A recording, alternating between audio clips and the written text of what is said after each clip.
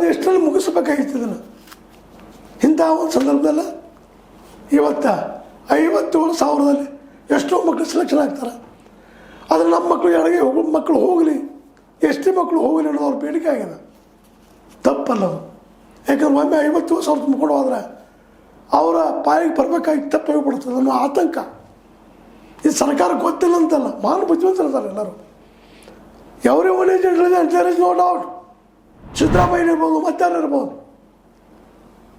ಈ ಒಂದು ಹಿನ್ನೆಲೆಯಲ್ಲಿ ಒಳ ಮೀಸಲಾತಿ ಅನ್ನುವಂಥದ್ದು ಭಾಳ ಮಹತ್ವದ. ಅವ್ರು ಜಲ್ದಿ ಮುಗಿಸ್ಕೊಂಡು ನಮ್ಮ ಕೋರ್ಟ್ಗಳಾದ್ರೆ ಭಾಳ ಚರ್ಚಿದ್ರಲ್ಲಿ ಏನು ಅರ್ಥ ಇಲ್ಲ. ಇವುಗಳೆಲ್ಲ ಮೊದಲು ಮುಗಿಸೆ. ಯಾಕಂದ್ರೆ ಯುವಕರು ಇವತ್ತು ಪಾಪ 50,000 ಹುಡುಗರು ದಾರಿ ನೋಡ್ತಾ ಇದ್ದಾರೆ. ಮೀಸಲಾತಿ ತಪ್ಪೋ ಸರಿಯೋ ಅದನ್ನ ಚರ್ಚೆ ಮಾಡೋಣ. ಬಟ್ ಅದರೊಳಗೆ ಈಗ ಈ ನಮ್ಮ ಎಡಗೈ ಮತ್ತು ಅದೇ ಕಾಲಕ್ಕೆ ಪಾಪ ಭಾಳ ಶೋಷಿತರು ಅಸ್ಪೃಶ್ಯರಲ್ಲಿ, ಮತ್ತು ನಮ್ಮ ದಲಿತರು ನಮ್ಮ ಆದಿವಾಸಿಗಳು ಅವ್ರ ಮಕ್ಕಳಿಗೆ ಎಸ್ ಟಿಗಳಿಗೆ ನ್ಯಾಯ ಸಿಗಬೇಕಾಗಿದೆ. ಮತ್ತು 57,000 ಮಂದಿಗೂ ನ್ಯಾಯ ಸಿಗಬೇಕಾಗಿದೆ. ಅಷ್ಟಾದರೂ ಹೋಗ್ರಿ ಮೊದಲು ಪಾಪ ಹುಡುಗರು, ನಂತರ ಮತ್ತು ಕರಿಬೇಕಾಗಿದೆ. ಸಿದ್ದರಾಮಯ್ಯನೂ ಕೋರ್ಕೋದು ಇಷ್ಟ.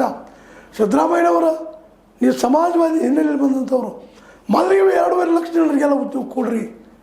ಪಾಪ ಬೀದಿ ಪಾಲಾಗ್ತಾ ಇದ್ದಾರೆ. ದಯವಿಟ್ಟು ಅವ್ರಿಗೆ ಅನುಕೂಲ ಮಾಡಿರಿ. ಎಷ್ಟೋ ಲೆಕ್ಚರರ್ಸ್ ಪಾಪ ಬಾರ್ಗಳಲ್ಲಿ ಕೆಲಸ ಮಾಡ್ತಾ ಇದ್ದಾರೆ ಉದ್ಯೋಗ ಇಲ್ಲದಕ್ಕೆ.